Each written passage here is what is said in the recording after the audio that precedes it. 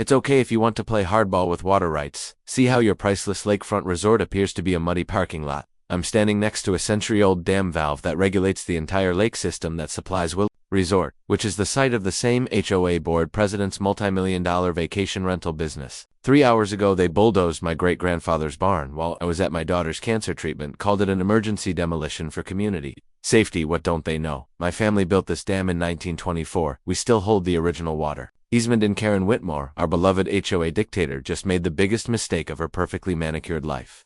She thinks she can bully a single dad grieving his father's death. She's about to learn why you never mess with a man who has nothing left to lose and everything to gain. The smell hit me first, diesel fuel and sawdust mixed with something that broke my heart. I pulled into my driveway with Emma slumped against the passenger window, exhausted from her chemo session, and saw a massive, yellow excavator sitting where my great-grandfather's barn used to stand. Just sitting there like some metal vulture surrounded by a pile of century-old timber that had weathered every storm since 1924. The sight punched through my chest like a physical blow. The barn was more than just wood and nails.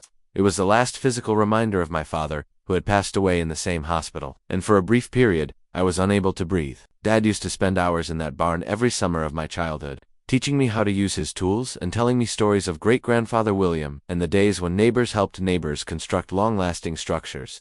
"Daddy, where's great-grandfather's barn?" I asked. Emma's voice was barely audible, but it pierced me like a blade. I had promised her that once she recovered, we would restore the barn together. We discussed how we would sand down the old wood, maybe add some solar panels, and turn it into her art studio. Now, all that was left were splinters and memories scattered across the lawn like broken promises. I could still hear my dad's voice from our last conversation before the cancer took him. "That barn holds our family's history. Son, promise me, you'll take care of it." I had failed him, and I had failed our entire family legacy. In the course of one afternoon, a burly man in a hard hat jogged over clipboard, looking as though he would rather be somewhere else. He apologized for the timing, Marcus Sullivan, and handed me your paperwork. He shoved a manila envelope into my hands and backed away as if I might explode.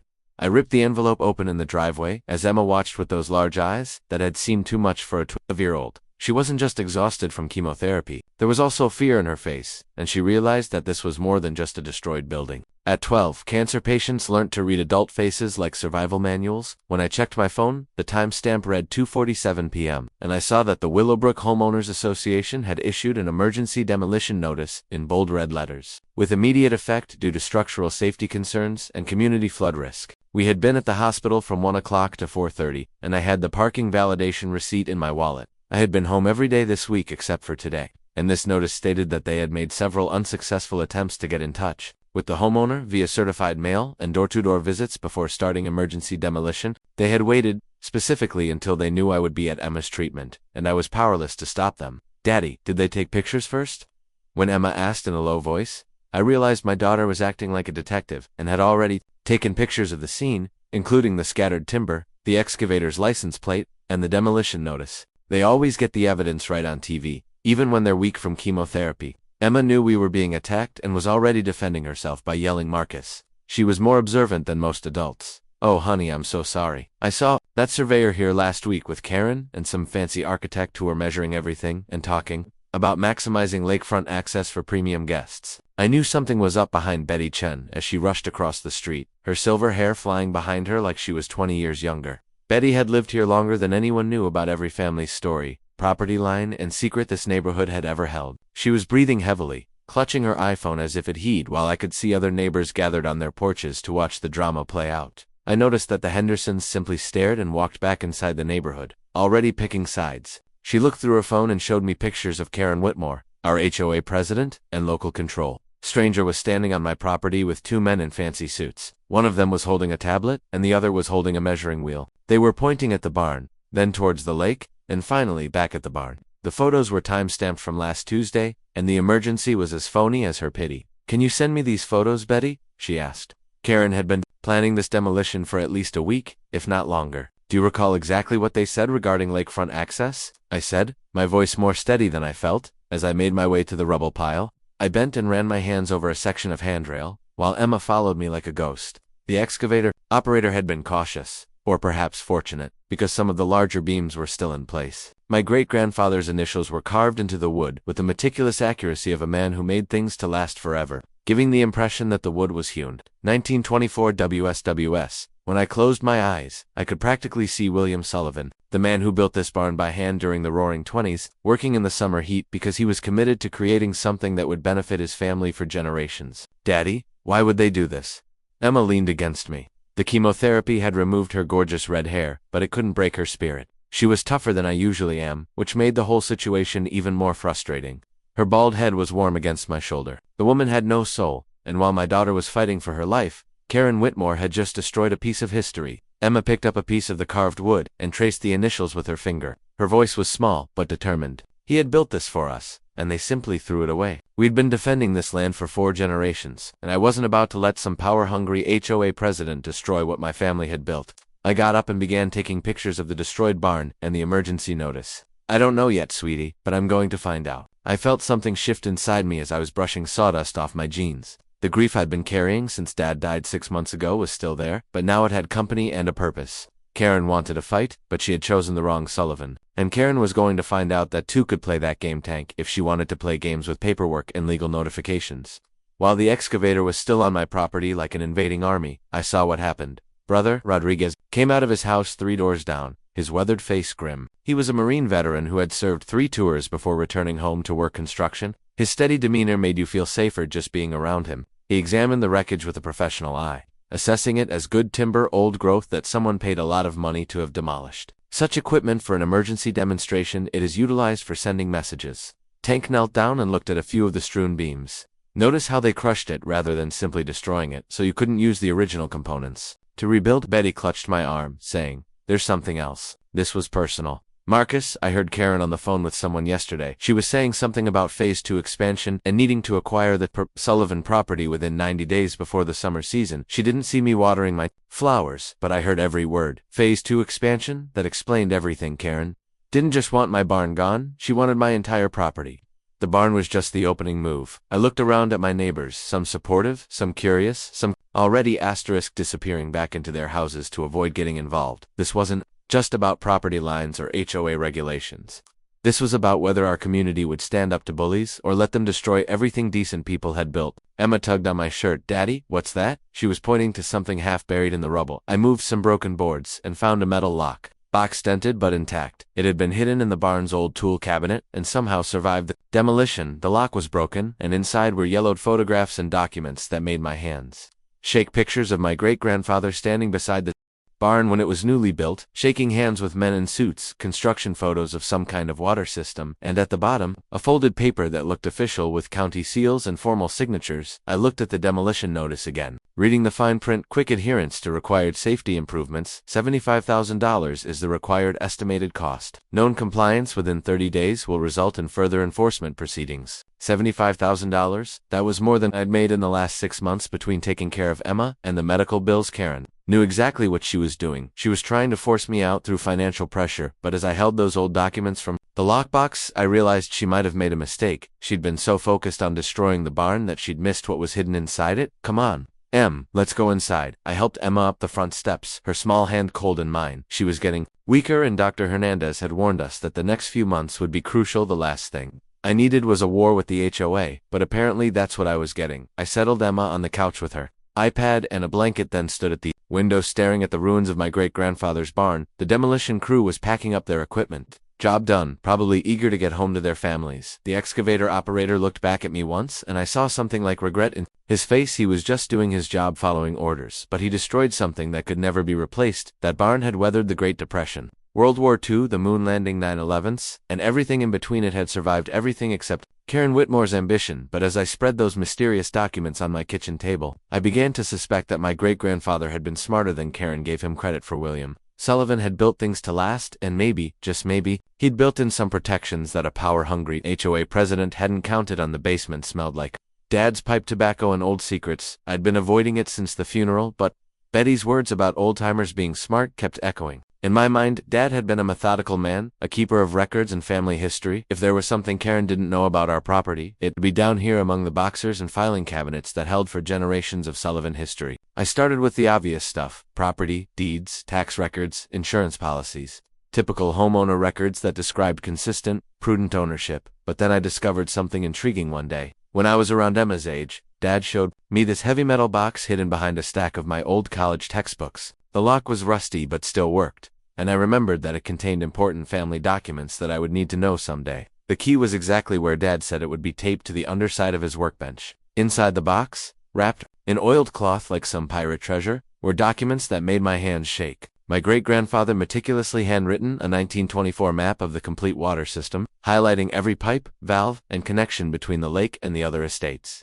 Chief Water Engineer W. Sullivan Water Trust of Willowbrook County. The second document, which was signed by the county commissioner and the state water authority, and witnessed by 3 well-known local businessmen, was even better. It was a contract between William Sullivan and the county that gave the Sullivan family permanent water easement and emergency management authority over the entire lake system. The implication was extremely plain despite the formal, outdated wording.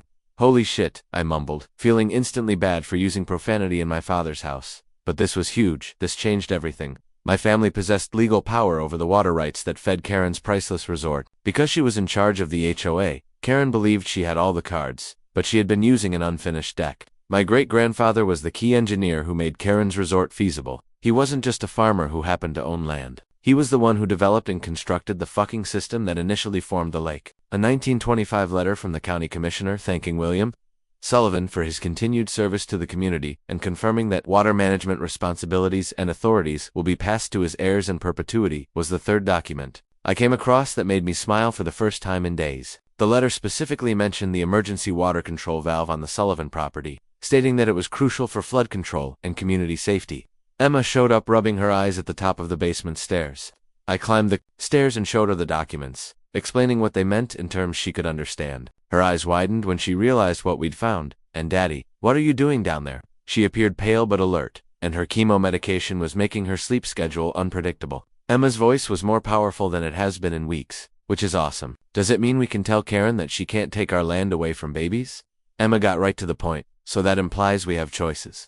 I took Emma back to bed and then sat at my kitchen table with the docs spread out like battle plans, because I need to go to our beloved HOA president first, sweetie. Karen had scheduled an urgent HOA meeting for tomorrow evening, most likely to talk about persistent neighborhood safety issues and my failure to comply with required safety upgrades. She was anticipating that I would arrive defeated, possibly even prepared to sell the next evening with a manila folder in my hand and Emma at my side. I entered the community center. I had asked Tank to accompany Emma to the meeting, but she insisted on coming. I wanted to see you tell Karen about great-grandpa, and she said that I couldn't argue with that because Emma had endured terrible treatment, and if seeing her father confront a bully gave her courage, then she was welcome to sit in the front row. About 30 neighbors occupied the folding chairs, with the majority of them staring at Karen, who sat at the front of the room like some corporate queen, flanked by 2 other board members who appeared to prefer to be somewhere else. Uncomfortable. I stood up and squeezed Emma's hand for luck since I could tell by the expressions surrounding me that not everyone was buying into Karen's pitch about community safety. Thank you for the innovative presentation. I particularly liked the part where you called my great-grandfather's barn an unauthorized structure. William Sullivan built that barn in 1924 as part of his duties as chief water engineer for the Willowbrook County Water Trust. According to the documents I found, the room became quiet, and Karen's smile wavered a little, but she quickly recovered. Would you like to explain to everyone why you destroyed a building that was not only legally constructed but also a part of the original water-managed wood? You mind, Betty? Those documents are most likely fraudulent. Ancient paperwork can be easily falsified. Chen got up and held up her phone. I have pictures of Karen meeting with surveyors and architects on Marcus's property last week before any emergency demolition was needed. I spent the following morning learning as much as I could about Facebook Live. Emma helped me set up the camera angle, making sure the pile of barn rubble was visible in the background. She had insisted on getting makeup done to cover the pore from chemo, determined to look strong for what she called Daddy's movie god. Alright, let's talk about water rights and what happens when HOA presidents believe they are above the law. I held up the original 1924 documents, making sure they were visible on camera. My name is Marcus Sullivan, and 3 days ago the Willowbrook HOA demolished my great-grandfather's barn while I was at my daughter's cancer treatment. They called it an emergency demolition for community safety. As the number of viewers increased gradually, Tank shared the link right away, and Betty followed suit.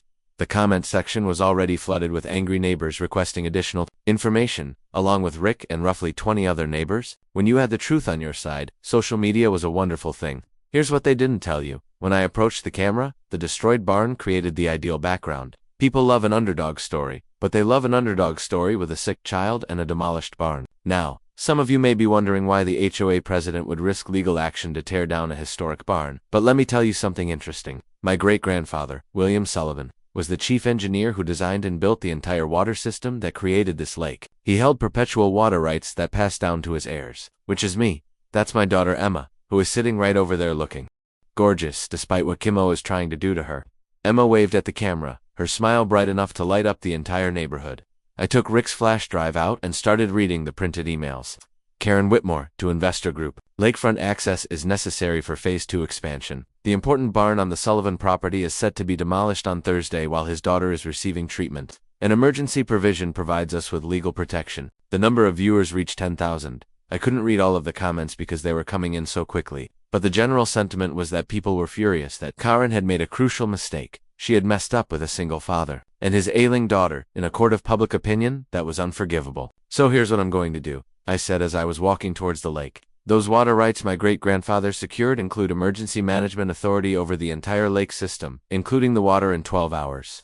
The video had 15,000 views and 847 shares. It concluded with me walking back towards the camera with Emma joining me, both of us standing in front of the destroyed barn. The metaphor was perfect: destruction behind us, determination ahead of us. Water rights and HOA overreach were hot topics in the local Facebook groups. Within a day, Karen responded with a certified letter from Hartwell and Associates, threatening to sue me for creating disturbance in the neighborhood and violating my privacy. The letter requested that I take down the video and apologize in public, even though I hadn't touched anything yet. That afternoon I decided to test the waters and went straight out to the dam valve system, Emma by my side with her iPad to record everything. The valve was exactly where the 1924 map indicated it would be, hidden behind a small maintenance shed that most people probably thought belonged to the county. It also included a formal complaint she'd filed with the county about unauthorized modification of water infrastructure. At 6 in the morning on a Tuesday, the black SUV pulled up in front of my house like a foreboding sign of Karen's growing demand for professional security, complete with tinted windows and a man who appeared to enjoy bench-pressing small cars. By noon, cameras were fixed on utility poles that provided unobstructed views of my front door, backyard, and the lake. Emma looked through the curtains in the living room and asked, "Daddy, why is that man just sitting there?" Despite the rage rising in my chest, I tried to remain calm as I stated, "Karen believes she can intimidate us into submission. She's going to discover that Sullivan men are difficult to intimidate, and the cameras were only the beginning." By Thursday, a professionally printed brochure entitled Marcus Sullivan, a threat assessment had been delivered to each neighbor. 8 pages of meticulously constructed misinformation meant to portray me as a dangerous extremist. A picture of myself from the Facebook livestream was used for the cover, but it was altered to appear menacing and included the words, "Water, terrorist" in strong red letters. Hank gave me a picture of his face. "Gloomy brother, this is psychological warfare on a whole new level." She has fictitious testimonies from worried citizens, structural engineers, statements regarding flood hazards, even a chronology of your increasing anti-communication. Her professional work and community behavior cost her a lot of money. The brochure contained expertly constructed lies disguised as genuine-sounding worries. It featured quotations from neighbors and discussed Emma's condition, implying that my mental instability, brought on by family hardship, made me erratic and maybe dangerous. I had never expressed concerns about their property to anyone. It included a section about social media radicalization that made my Facebook Live video seem like terrorist recruitment, which was particularly devastating in terms of morals and family safety. The social exclusion was harsh and swift. "I'm sorry, Emma, but Zoe can't play anymore. Your father's behavior has become concerning to many families in the neighborhood." Emma's friend Zoe failed to show up for their weekly art session, so she called Zoe's mother. "I can't play with Zoe anymore because you're dangerous. Am I not allowed to have friends now?" Emma said, turning to me with tears in her eyes. Karen's greatest error occurred at that precise moment. I felt something crack inside of me, a cold wrath that made the damn valve look like she had gone for my daughter, not her possessions, not her father's health, but her friendships, her 12-year-old social life, and the most trying time of her young life. A toy for kids, Emma. Pay attention to what I said. I'm stooping at her level because some people are afraid of the truth and afraid to stand up for what's right. Mrs. Peterson is not a bad person. She is simply afraid, but we will not allow fear to dictate what is right or wrong. That afternoon, I came upon Karen's legal masterpiece, a 47-page petition to the county court asking for the seizure of my property through eminent domain. The document was a work of art, complete with expertly taken photographs, fabricated engineering, reports, and testimonies from concerned citizens regarding the public safety hazard my property represented. The petition asserted that my property was necessary for improvements to the community's flood control infrastructure and that my failure to follow safety regulations threatened the neighborhood as a whole. It included cost estimates for necessary upgrades totaling $2,300,000, which were financed through emergency community assessments that strangely exempt Karen's resort properties. However, the most pernicious aspect of the petition was the medical angle. A section of the petition addressed providing emergency access for members of the community who are at risk, mentioning families who need quick evacuation routes due to medical emergencies. Emma's cancer treatment served as a perfect pretext for stealing our land tank, which then showed up at my vehicle window, followed by Betty. Speaking on behalf of the group were Rick and roughly a dozen additional neighbors that I never would have thought to see together. We've been discussing this pamphlet thing, Marcus, and we all know what it is. Betty came up with a folder full of records that I've been researching because Karen had gone too far. I believe Karen is engaging in tax fraud since her resort firm has been declaring losses for tax purposes, yet her social media accounts show frequent reservations and opulent improvements. Karen has started purchasing surveillance equipment, and Rick added that the hardware store can see everything. In addition to paying cash for everything and printing materials, she has been making strange inquiries concerning emergency access, codes and water shutoff valves. The 317 AI call startled me out of the first good night's sleep I'd had in weeks. Dr. Hernandez's voice was composed and professional, but I could sense the desperation beneath it. Emma's blood work from yesterday indicates some worrying changes, Marcus, so you need to take her to the hospital right away. Emma was already awake, sitting up in bed, and she questioned plainly, "Is it time, Daddy?" I knew she knew more about her condition than I had given her credit, because we had discussed this possibility. When her body signaled that it was time for the bone marrow transplant, the following 6 hours flew by in a haze of medical jargon and tough choices. Emma's body was losing the fight against leukemia, and her white cell count had fallen dangerously low. The transplant, which will cost about $500,000, could not be postponed any longer. Dr. Hernandez stated in private that, with insurance approval, your out-of-pocket expenses should be approximately $50,000. She didn't have to complete the phrase without permission. I called the insurance company from Emma's hospital room while she was sleeping, and after an hour of transfers and hold music, I got through to Linda Morrison, the supervisor handling Emma's case. Her voice was clear, professional, and unaffected by my daughter's condition. Emma would die, and I would spend the rest of my life in bankruptcy trying to save her. Mr. Sullivan, due to concerns regarding your family's financial security and immunity recommendations from community support systems, your daughter's case is being reviewed for a long time. The statement struck me like a physical blow. Karen had somehow gotten involved in my daughter's medical treatment. Karen showed up at the hospital that afternoon wearing her most worried neighbor attire, flowers, and a smile. Marcus, I'm so sorry to hear about Emma's condition. I know we've had our disagreements, but these kinds of situations bring the community together. The audacity was astounding. I want to help. I've talked to Linda Morrison at Blue Cross, a close college friend, and she's very worried about Emma's case. The insurance approval process can be difficult, particularly when there are concerns about family stability. I have a suggestion. Karen persisted in using the visitor's chair without permission. I personally promise Emma receives the greatest care possible, and Linda can speed up the clearance process. However, we must first address the problems in our society. Your property's fair market worth is $750,000, plus a premium for the inconvenience. The sale would show financial stability and community cohesion. I looked at my daughter and then turned back to Karen. You're holding my daughter's medical care hostage so you can take my land. I'm offering to help you with your financial issues and make sure your daughter gets life-saving care. Emma's insurance approval would be processed right away, and all of our hostilities would be forgotten. Marcus, the decision is yours, but the window for a transplant won't remain open indefinitely. After Karen left, Emma grabbed my hand. Daddy. I heard her talking on the phone in the hallway, and she mentioned pressure points and the inevitable conclusion. I believe she's trying to harm us. That evening, Tank and Jennifer Hayes arrived together, and we discovered the connection. Jennifer mentioned that she was spreading documents across the small hospital table. Karen's resort company donated $50,000 to Blue Cross's community health initiative. The evidence was overwhelming, and the donation was specifically designated for helping worthy families in their coverage region. The same week, Emma's insurance claim was flagged for assessment. I thought about William Sullivan, who had used his own money to build infrastructure that would benefit generations of neighbors.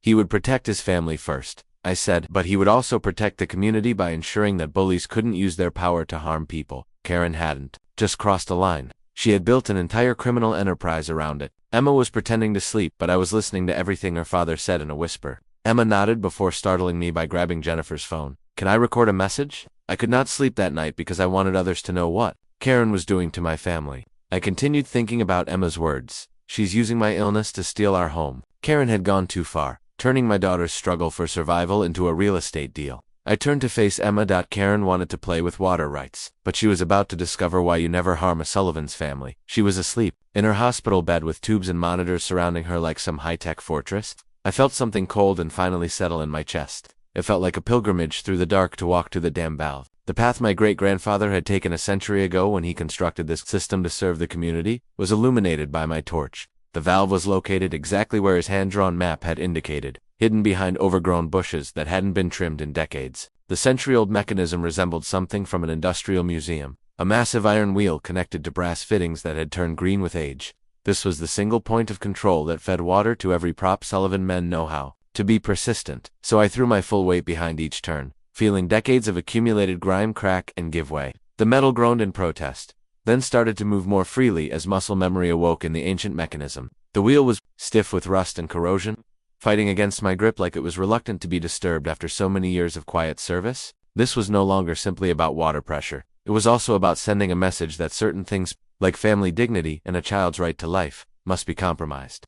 I considered Emma defending herself while Karen used her medical treatment as a political tool. Each turn of the wheel felt like justice, as if the universe was finally balancing scales that had been skewed too long in favor of bullies and corruption. The valve turned completely closed with a final satisfying click that echoed through the night air like a judge's gavel, and the silence that followed was profound. No more water was flowing through the ancient pipes, no more feeding the system that sustained Karen's empire. I thought about William Sullivan, who had built this dam to serve his community, and Karen Whitmore, who was attempting to steal it for her own selfish gain. I felt the burden of a century's worth of family responsibilities bearing down on me as I stood there in the dark, panting from the exertion. This valve system was constructed by William Sullivan to safeguard the neighborhood, and tonight I was utilizing it to safeguard my family and convey the message that some people's avarice had repercussions in the morning. Karen's empire appeared to be a catastrophe area with a lot of failure and dirty paint. The carefully tended lawns were already turning brown in the morning heat, and the infinity pool had plunged 4 feet overnight, exposing algae-stained concrete that resembled the bottom of an ancient swamp. Automatic sprinklers made a sound like mechanical death rattles as they clicked pointlessly against empty pipes. Karen's call came at 6:15 a.m., her voice shrill with panic and rage, cutting through the calm morning air. "You psychopath, you're destroying people's vacations. I'll have you arrested for sabotage." The golf course appeared to be a moonscape with water hazards reduced to cracked mud flats, where pricey koyish flopped desperately in puddles that grew smaller by the hour. Guests were checking out in droves, dragging suitcases across what had been a well-kept paradise just 12 hours before. "You tried to destroy my daughter's life," I calmly responded as I watched the sunrise paint the deserted lake bed in shades of justice and gold. "Now you know what it feels like when someone controls something you need to serve." The resort that had been her weapon against my family was now a muddy parking lot, just as I had promised in that angry moment weeks ago. "Turn the water back on immediately, or I'll do what Karen did to your friend Linda at the insurance company. Your reign of terror is over." I hung up and drove back to the hospital with a sense of calm that I hadn't felt in months. I hoped not just that Emma would survive her cancer, but that our community would survive people like Karen Whitmore. Tomorrow, I would confront the county commissioners with everything I had. Karen was going to realize that sometimes when I have nothing left to lose, you realize just how strong you are. She had made the mistake of believing that grief and desperation would make me weak. Before the meeting even began, Jennifer's live stream had over 8,000 viewers. Word of Emma's video message, and the story of a HOA president holding a child's medical care hostage, had gone viral on social media, and the county commissioner's meeting room was completely packed. In spite of her infirmity, Emma insisted on going, saying, "Great-great-great-grandpa would want me to be here." She was sitting next to me in her wheelchair, wearing her favorite purple dress and a baseball cap that said Team Sullivan, a gift from her Tanks Marine friends who had driven 3 hours to offer solidarity. 3 lawyers, 2 men in fancy suits who were likely investors, and a woman carrying a briefcase made up Karen's entourage when she arrived, which appeared to be from a corporate board meeting, who was constantly looking at her phone. Commissioner Bradley called the meeting to start, and Karen, dressed in a conservative business suit, assumed the part of a concerned community leader. "We are here to discuss issues related to the Willowbrook area's HOA, governance and water rights management. Mr. Sullivan, you asked for this forum. Please continue.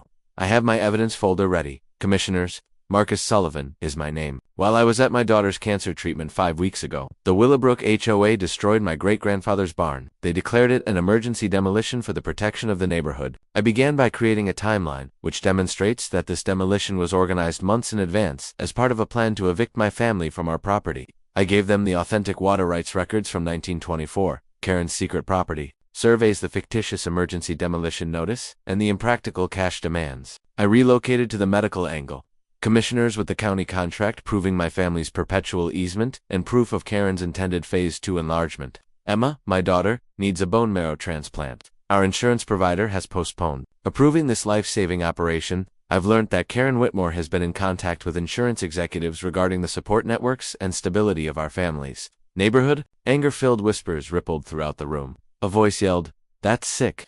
Then someone else said, "Using a kid's cancer." I listened to Emma's recorded message, her 12-year-old voice quietly and dignifiedly permeating the room. "My name is Emma Sullivan, and I need a bone marrow transplant to survive. Mrs. Whitmore is forcing my father to decide between keeping our family's land and saving me, and she is taking advantage of my illness to steal our house, which is unfair and wrong." I could see tears in the eyes of a number of commissioners and audience members during the deafening quiet that ensued. Karen Whitmore's face had turned pale, her carefully crafted image was collapsing in real time, and as I went on, I learned that she had been routinely breaking federal water management regulations. Her resort had been taking more water than was allowed, and she had altered the intake system that supplied her property without permission. I also showed Jennifer the EPA inspection reports that she had obtained through Freedom of Information Act requests. Environmental harm and possible federal criminal charges have resulted from infractions that have been going on for 3 years. Commissioner Martinez raised his voice. "Would you like to address these accusations, Miss Whitmore?" Karen regained her poise and eventually cracked, "Commissioners, because of his family's circumstances, Mr. Sullivan has been emotionally unstable and has been endangering our community's water supply and making risky changes to vital infrastructure. I've been working to protect our neighborhood from his increasingly unpredictable behavior. So I took out my phone, Commissioners, and I'd like to play some audio recordings that are permitted by our state's single-party consent law." Karen's voice was heard on the initial recording. Crystal clear. "Marcus must realize that community collaboration impacts everything, including insurance approvals, home prices, and medical care priority. Families who collaborate with the HOA also benefit from superior emergency support." The second recording, Linda, was even more incriminating. Karen is referring to the Sullivan insurance claim. "There are doubts regarding the family's stability and their problematic community inclusion. They have resisted efforts to enhance the neighborhood. An in-depth analysis could aid in their comprehension of the significance of community collaboration," she screamed, her voice echoing off the walls. "I was protecting this community after I lost my son. This place became everything to me. I won't let anyone destroy what I've built." Commissioners were shouting over each other, audience members were standing, and Karen's lawyers were frantically whispering in her ear. But Karen herself was having what could only be described as a complete breakdown. The room fell silent. Even her lawyers were staring at her in horror. Emma reached for my hand and squeezed it tightly, and Commissioner Bradley's voice was as cold as ice. "Marcus Sullivan is mistaken if he believes he can use his ailing daughter to control this community. I've worked too hard to allow one emotional father to destroy everything I've built." The FBI opened a federal investigation into Karen's water rights violations and public corruption within 48 hours of the commissioners' meeting. "Miss Whitmore, did you just admit to using a child's medical condition as leverage in a property dispute?" Karen realized what she had said, but it was too late. The damage was done, and it was captured live on Jennifer's stream for 12,000 viewers to watch the dominoes start to fall. An investigation into tax fraud was started by the state attorney general's office. Her HOA leadership position was revoked by the county, and the entire board was placed under monitored reorganization. But the most surprising triumph came from an unlikely source. In order to inform me that Emma's bone marrow transplant had been advanced to priority status and would be completely funded, insurance supervisor Linda Morrison, who had been postponing Emma's treatment, personally called me. Blue Cross made the decision that its community health program needs to stay away from any connections to medical extortion. Dr. Hernandez stated that I would be the donor for Emma's surgery, which was set for the following Monday. "We were a perfect match," which she described as a gift from love and genetics. "Great-great-great-grandpa is still taking care of us, isn't he?" Emma replied with a smile. The EPA filed federal charges for environmental violations, which led to huge fines and forced asset sales. The tax fraud investigation showed that Karen had been concealing income for 3 years, which resulted in criminal charges and the seizure of her properties. However, the final blow came from her own investors, whose viral video of her breakdown irreparably damaged her reputation. The investors withdrew, requesting that their funds be repaid immediately and within 2 weeks. In order to pay for her legal bills and other financial obligations,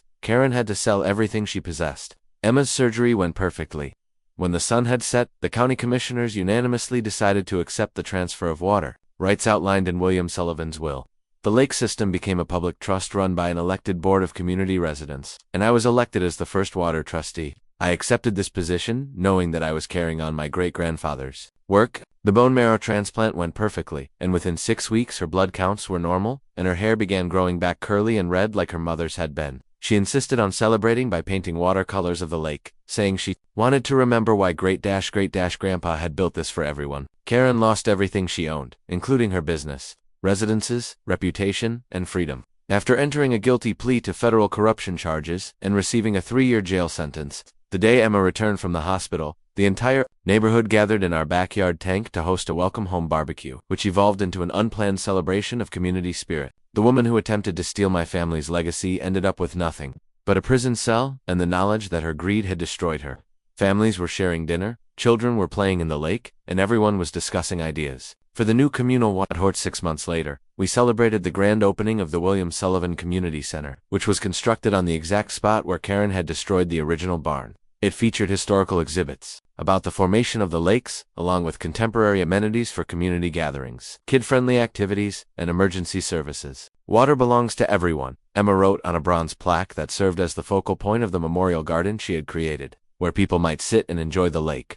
Communities are built by people who care more about tomorrow than today. Emma showed up next to me, healthy and strong, with a fresh watercolor painting of a lake at dawn, with the community center in the background and families huddled on the shore. At the bottom, she had written, "Some things are worth fighting for. William Sullivan 1924-1954, and everyone who continues his work." I looked at the lake, the community center, the neighbors who had become family, and my daughter, who taught me that bravery comes in all shapes and sizes. William Sullivan had constructed a dam for his community, and Karen Whitmore had attempted to steal it for financial gain. But justice had won out in the end, and the water continued to flow for everyone. "Ready for the next adventure, Daddy?" she asked, smiling. There are more stories like this one of regular people doing extraordinary things when pushed too far. So if this story resonated with you and you believe in standing up to bullies and protecting what matters most, hit the subscribe button and ring the notification bell. Share this with anyone who has ever fought for their family, confronted a bully, or believes that justice should be administered as freely as water. Until the next time, continue fighting for what's right. Created with https://kome.ai